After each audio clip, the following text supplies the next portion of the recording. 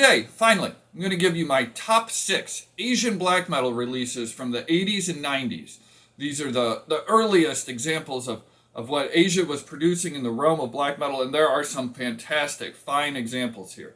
I'm also going to give you a bonus, probably about 50, let's say A and B tier releases that are definite must listens after you go through my S tier, my top 6.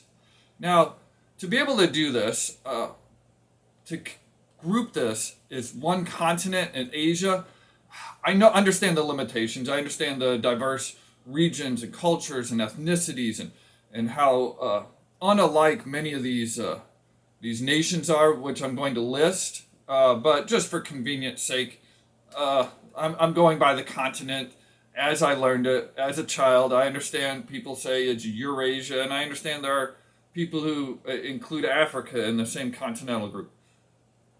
But I'm not offending anybody. For ease, this is the Asian black metal list. And you know what? I think it would be an honor if I could travel to Asia and maybe present some of my favorites at their location. So, I hope you come with me. Follow me. What should I pack? I don't want to look like a tourist.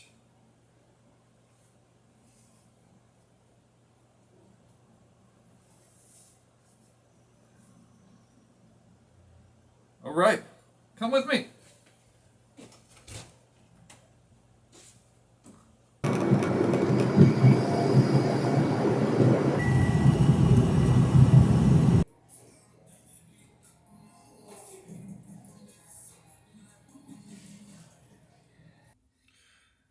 All right, well, hello. Obviously, I've made it to Asia.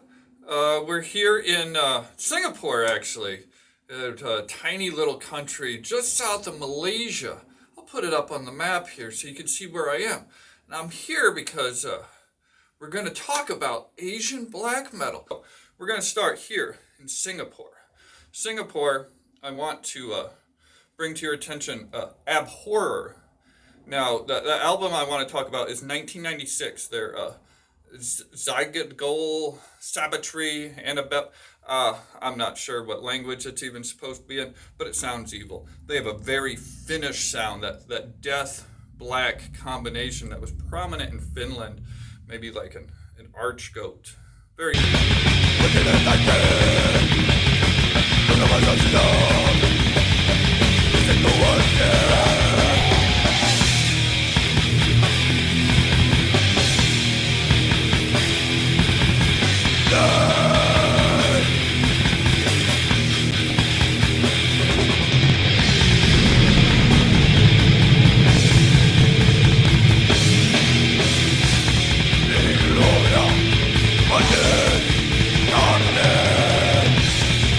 off of Singapore here, because apparently they don't like me wearing this here. So I'm going to head to Japan, where I'll look normal, where I'll be accepted for dressing like I do. All right, so come with me. Follow. We're off to Japan.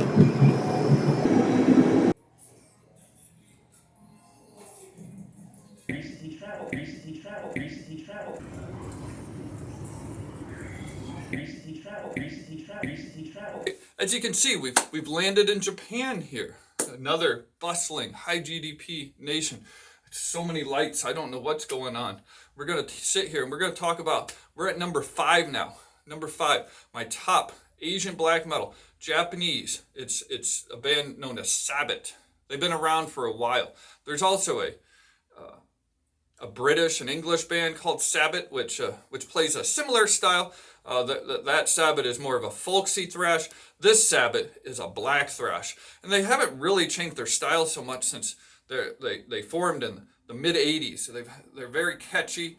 The album I'm going to recommend is Karisma from 1999. This was maybe the only difference is there were lengthier songs on this one, but still hella riffage, hella catchy. Super awesome guitar solos throughout. They've really stuck to the formula for all these years, but they haven't messed up. Check it out.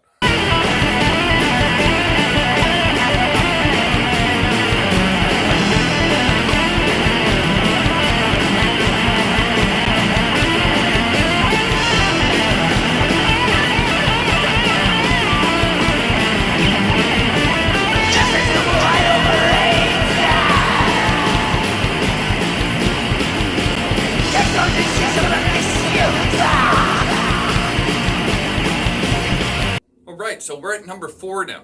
Number 4. It's a band back in Singapore, but we're not heading back to Singapore. We'll stay here in Japan for the rest of my list.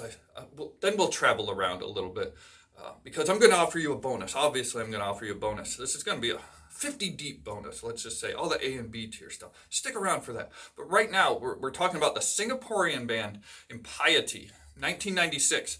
Asateerul. I'm going to mess that pronunciation up. Obviously, I'm going to show you what it's supposed to be. From what I've read, it's something in Arabic. It's supposed to be snarky, something about ancient stories. It's blasphemous.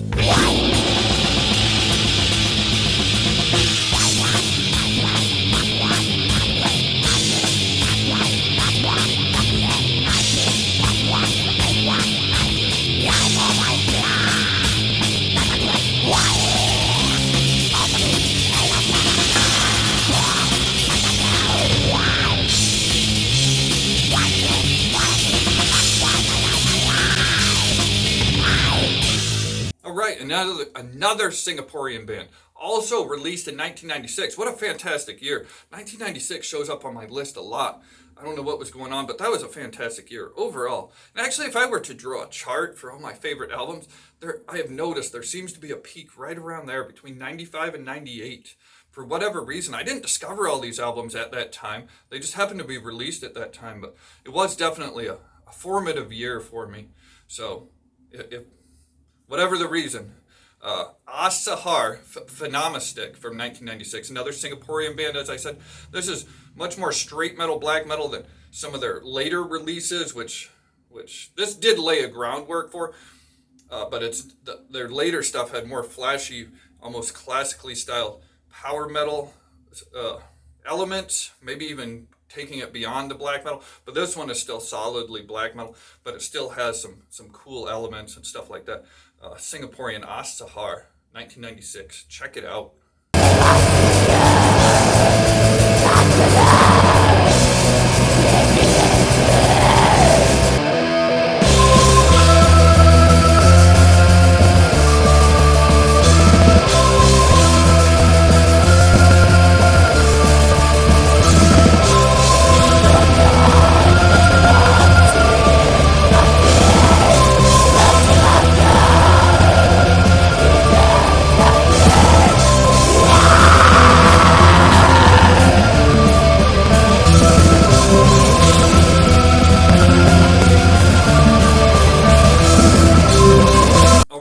So we only have 2 left. Number 2.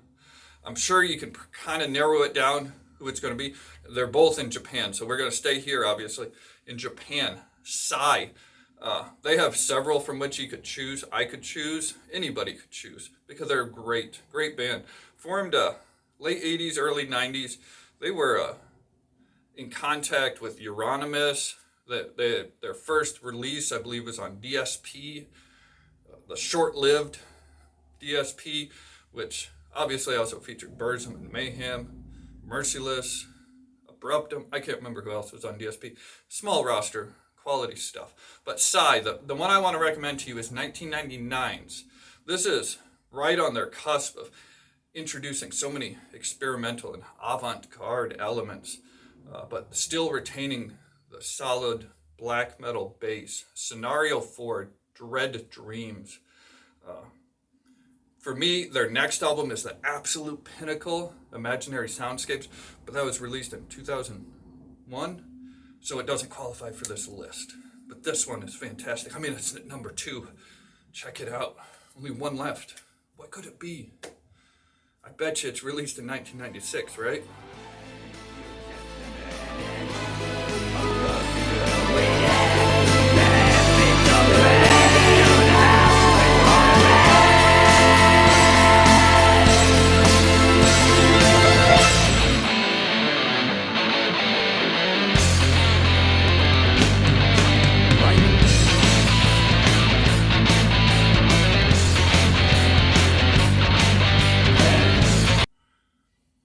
Well, you're right.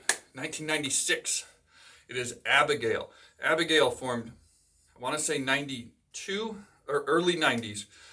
They are a a black thrash combination. It's the only Japanese band who does black thrash better than Sabbat. These people really nail it with their catchiness and their guitar solos. They hammer it. This album, 1996, Intercourse and Lust. This is the cover I prefer, but it's been released with multiple covers. This is Fisherman's Wife by Hokasai. He's the one who did that famous wave. I don't know if it's a tidal wave, but that large wave that you see everywhere. At least I do. I live in a seaside town, so maybe that's why it's popular. Anywho, this is the most evil band in Japan, so of course they have to be number one. This is black metal. Street metal is what they call themselves. They have that dirty sound, maybe some of that little bit of UK82 style punk mixed in with the black thrash, but it is pummeling. It is catchy. It is amazing. Definitely check that one out.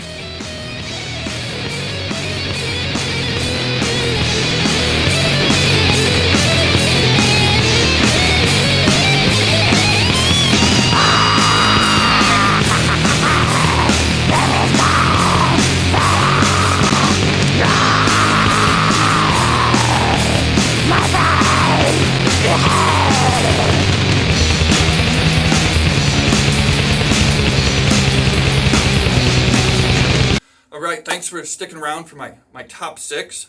I'm gonna get out of here. Some loud roar. They said he's coming again. I don't know what they're saying, but I've got to get on a plane. I'm getting out of here. But stick around. I'm going to give you the bonus regardless. Okay. Top 50 A and B tier bands coming right up. Just stick with me. I got to get out of here quick.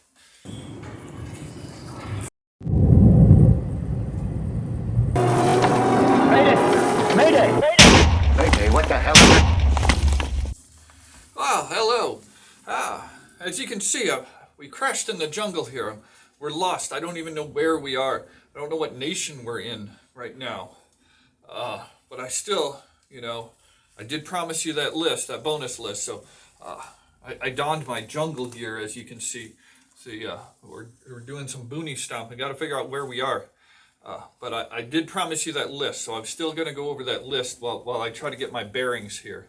Whatever nation I'm in right now, so it might cause some problems, but at least we got out of Tokyo before whatever they were warning us about. I got this list here. So, what I want to say, I think I'm somewhere in Southeast Asia, based on my bearings and what's going on here. So, Southeast Asia had a lot of black metal going on, much more than Central Asia. In fact, there were no black metal bands in either of the most populous nations until the 2000s, those being China and India. Indonesia had a couple. They're one of the most populous nations also. And I think most of theirs was due to the fact that Napalm Death, I think, came and visited them early in the 90s, and it set off like a wave of extreme metal. They didn't build up to extreme metal like a lot of other places did. They started with extreme metal. And it seems like Iron Maiden has a huge fan base in Indonesia as well. But they have a huge fan base everywhere. India, they have a huge fan base. Anyway, so yeah, none in Central Asia, hardly. I'll get to the list, and then of course there's West Asia. We'll get to, you know what? Let's do this geographically. We'll start the furthest east Asian nation. Let's see, where should we start? I guess that would be Indonesia. That's where I think we might be right now, where I might have landed. I'm not sure. I'm going to have to get my bearings here. But Indonesia, the president is actually a metalhead, believe it or not. Check out the article down below. Yeah, that's legit.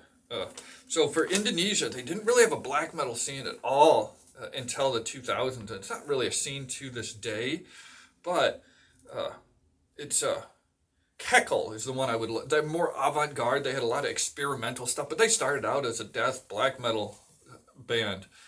And check out their 1990. I got my notes here. I'm going to get everything screwed up, aren't I? Beyond the Glimpse of Dreams. That's the one you want to check out. I know I said I started furthest east, but technically Indonesia does go far east, and that's where I think I am right now. But the population center is much further to the west in Jakarta and whatnot. We're going to go north now, back to Japan. There's a list here. I'm going to put the whole list on the screen because I'm not going to read through all this. But I tell you what, where's my list here? Yeah, Japan. I'm going to play 𝙿𝚄𝙽 for you, though, as a good example of what was going on in Japan, even in the mid-'80s. They had the Venom influence and stuff like that, took to it well. But highly developed nation, always Western-facing. They tend to get the subcultures out of the West, whether they be the motorcycle groups or like the rockabilly, like any of these subcultures. There seems to be enough Japanese people that want to adhere to it, and so you get some high quality stuff. Check out this black metal.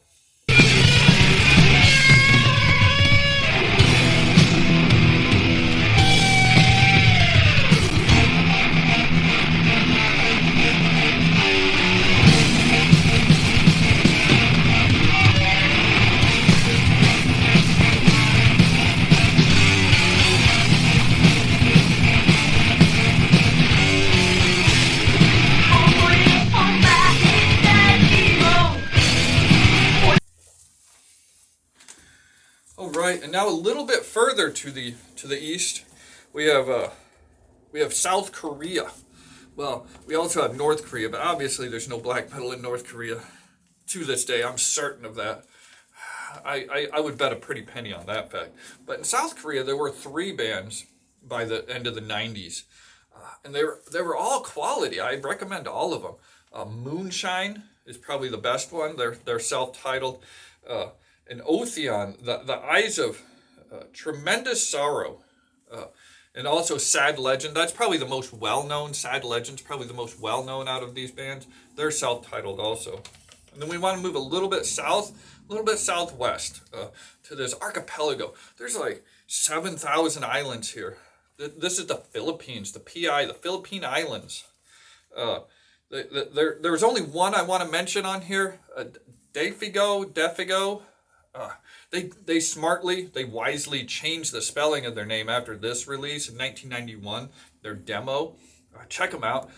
There's not much in the area I would say they're more akin to Abhorer, Impiety, like that death, the pummeling death, thrash, black. That's the heaviest type of black metal, and they were doing it way back in the early 90s. A little bit further west, Taiwan, Formosa, the Republic of China, whatever you want to call it.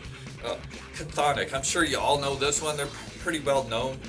Freddie Lynn, I think that's a singer, something Lynn. He's also involved in politics. He's an elected politician on the island. Check out the article. I'll put it down here. Then a little bit further to the west, we got Malaysia now. Malaysia. They have a surprisingly high number. Actually, another nation I want to mention, we skipped over it because there aren't the quality ones, but the number of bands in Brunei, I think they go by the happiest place on earth. Oh, no, wait a minute, that's another place.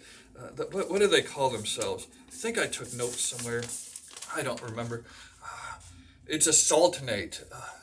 It's something about being happy for life.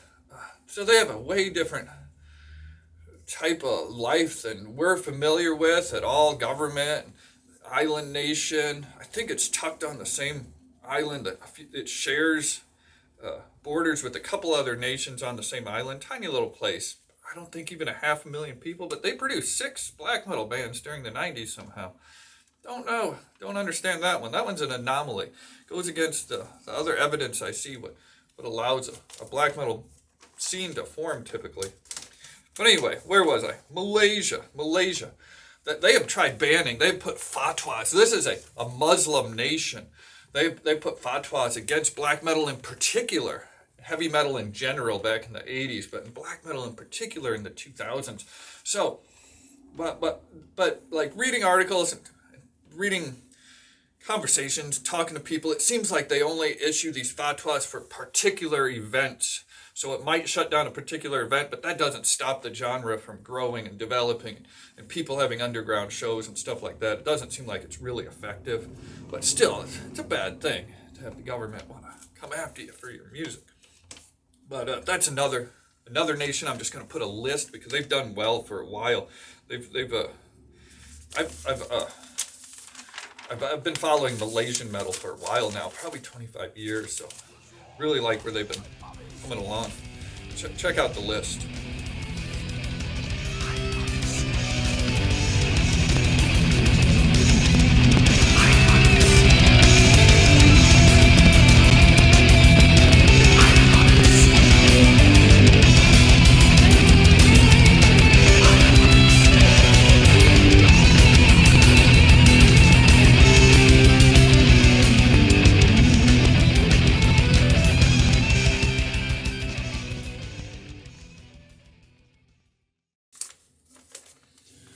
Right, so another nation I want to talk about here is Thailand. They don't have any that I would put in the A and B tier, at least back in the 90s, but they did have this band called Surrender of Divinity. It made international news when a fan killed the singer, the main guy behind the band. I'll post it down here. Yeah, that's what happens when you don't add the humor to the stuff. You miss the point. And further to that end, we're going to go back down south to Singapore, where I did mention a few bands earlier. I'm going to give you a whole list again. This is the most western facing of all the Asian nations, at least in the eastern side of the continent. So that they have a lot of influence, despite being so tiny. I found over 20 bands from this nation, a lot of high quality ones.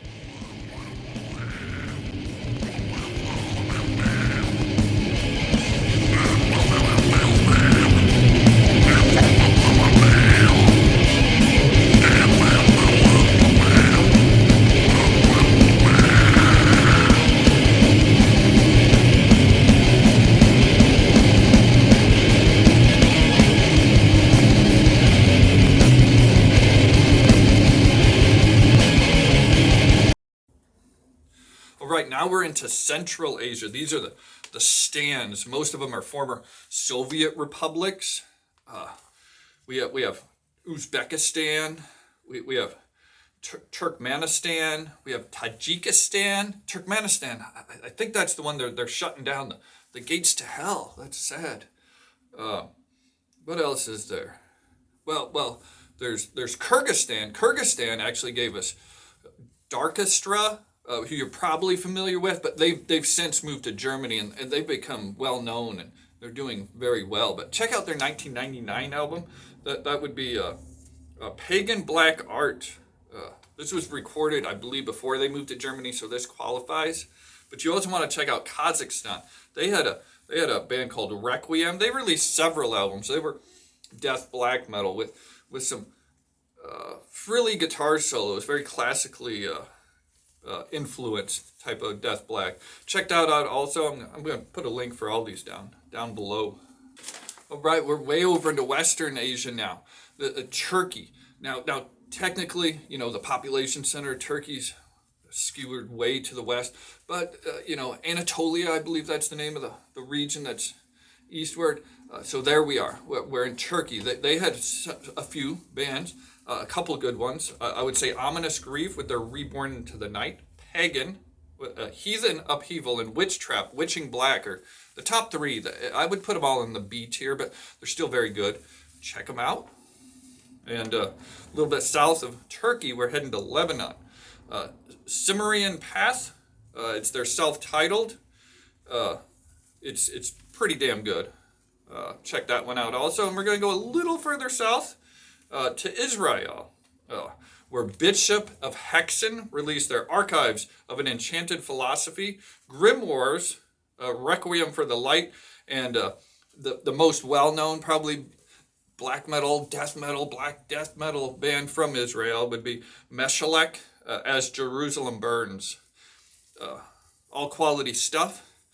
And we're going to go a little further westward. Now you're like, Deem, isn't this? Damn, Dan. Asia's over with, right? Well, technically, I believe Cyprus is in Asia. I might be making a stance, a political. I don't think I am. I believe Cyprus is part of Asia, so I'm going to include that. There were two Cypriot. I think it's Cypriot. There were two Cypriot bands. Godblood, those Funeral Times and Witchcraft released an album called Yule. Might have been a demo. I don't remember. But yeah, check both of those out. Tiny little place. Look for it in the Mediterranean. It's Asian. So if I didn't mention your favorite Asian nation, maybe I missed something. Tell me in the comments, are there quality black metal bands that I've missed? In total, I think I found about 150 different bands who released, different black metal bands who released something between 1980 and 1999 from the continent of Asia. Probably listened to about 500 albums over the course of the last couple of years, but this is the definitive list. It is etched in stone. These are the top. These are the best. And you know what? I'm still lost. I don't even know what country I'm in. So stick around. There will be a second part, but hopefully I'll get out of here. Bear with me, folks. Bear with me.